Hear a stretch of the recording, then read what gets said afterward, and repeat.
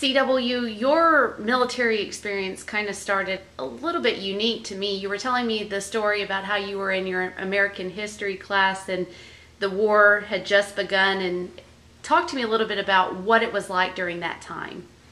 Well, we was let out of school. We would dismiss school and we would go out and during the war and pick up iron and rubber and anything we could find and bring it in. And in my senior year, I was let out of school anytime I wanted to farm, so there was a lot of weeks I only went to school on Monday and Friday. And because there wasn't any help, and we had a tractor and we helped all the neighbors and everybody else, all the young men had gone to service, and just us kids was always left to do the farming. That's right, because you were a sophomore at the time, Right. so you had a couple more years, and you guys thought it would only last a couple of weeks at that time. Yeah, see, I was 14 when the war started. And then you were drafted. Yeah, and I enlisted in 44. Okay. When did you actually get into basic training and those kind of things? Well, it was kind of a long story. I finally did get into the Navy in January of 45. What were some of your duties at that time? Well, I was aviation machinist mate.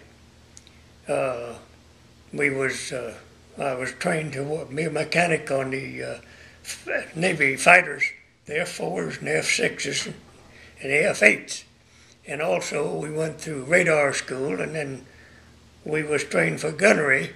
We could either be a mechanic on a flat top, or if they needed us for a gunnery, we could be a gunner. And of course then President Truman dropped the big ones before we got shipped overseas, so I never got overseas. With you being just a teenager out of high school, what was it like being so young and having to experience what you did? Well, ever since the day that the Japs bombed Pearl Harbor, I couldn't wait to get in to kill the Japs.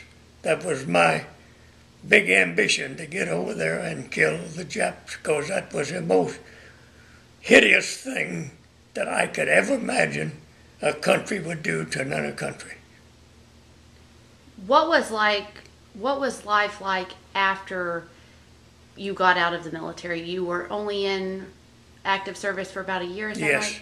What was it like afterward, not being able to go in and take out the Japanese like you had hoped? Well, I still regret that I didn't get over there. But my dad was the reason I got an early leave out after the war was over. My dad was bedfast with asthma, and I got to come home to run the farm. So I come back and went back to farming. What were some things while you were even going through basic training that were pretty memorable to you, or that you still kind of look back on today?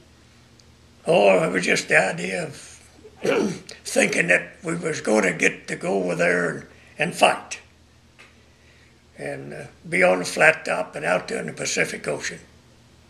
Were you married or had a girlfriend at the time that you... Oh, yes, I had a girlfriend. Did you guys ride each other Oh, often?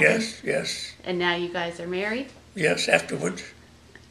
Is there anything else that you'd like to say about your military experience?